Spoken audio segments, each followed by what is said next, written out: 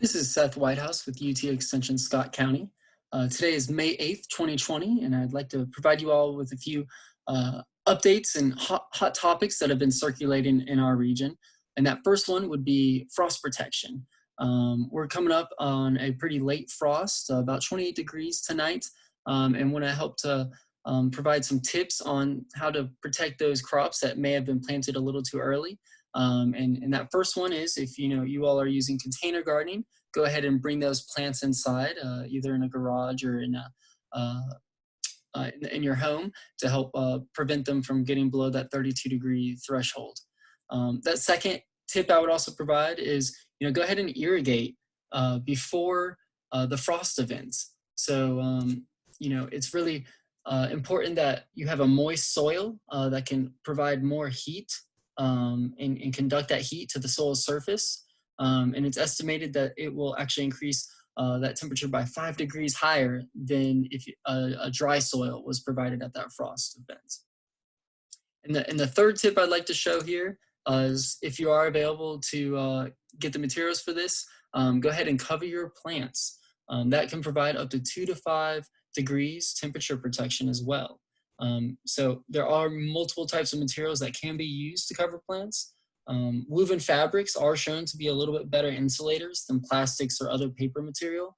But do keep in mind that if you are applying these covers, to remove those covers the next morning before the sun hits them. That sun can certainly cause that temperature to underneath those covers to increase the temperature within those crops and actually cause more damage than any frost damage would have caused. So if you guys have any particular questions coming up with your gardening or any other frost protection, please don't hesitate to contact us. And I'd now like to transition over to another hot topic, which is the Asian giant hornet. This Asian giant hornet, also called the murder hornet in a lot of social media news outlets, is actually a misnomer for that name, in the fact that it's really only called the murder hornet in the fact that it is able to decapitate a lot of our domestic honeybees that we have in North America, and actually decimate the entire colony as well. As far as human health goes, really there's only about 50 reported deaths a year from these Asian giant hornets. And to put that into perspective, on average, 62 Americans die every year from bees and wasp allergic stings. So that are dying from the same reason from the Asian giant hornet. So a little bit of understanding there, but now I'd like to get into the identification.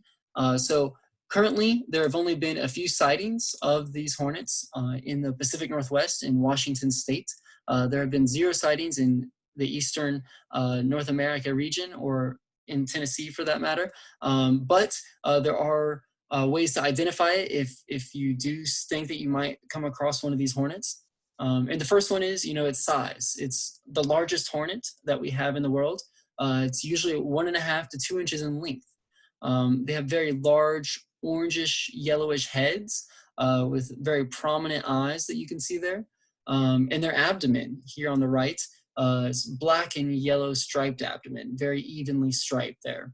And usually they have very large colonies that usually nest in the ground.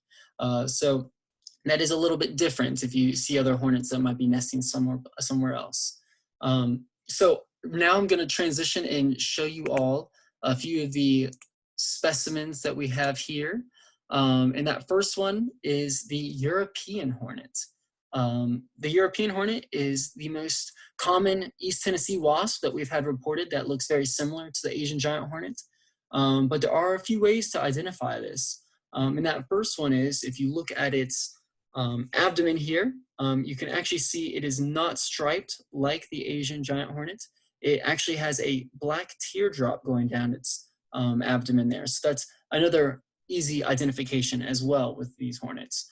One other thing is, if we look at its head here, it is not evenly yellow across its entire head. It's actually a brown and yellow here as well. And as you saw, that Asian giant hornet also has a much larger gap between the rears of the eyes as well. So much larger head. So just a few identifications there. You all will probably, and come across this European hornet. And I wanted to show one more lookalike species that we might have here in East Tennessee, and I'll put that into frame here. And that is the Eastern Cicada Killer. And this is named that just for the fact that it does kill cicadas, and it parasitizes them. But this cicada killer also does nest in the ground, very similar to the Asian giant hornet.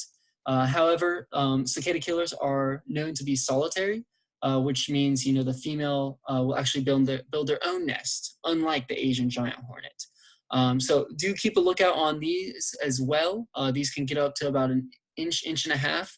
So still going to be smaller than the Asian giant hornet, but can be very resembling the Asian giant hornet as well, and the fact that it is nest grounding as well. So these are just two of the species that we'll have here. Right now we're seeing a lot of the European hornets in the spring, and now these in frame, the Eastern cicada killers, we may be seeing more often in the fall, come mid-August to mid-September.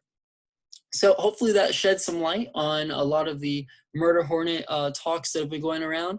And please feel free to share this video. And if you have any other questions, please reach out to us at UT Extension Scott County. With that, Seth Whitehouse signing off. Thank you.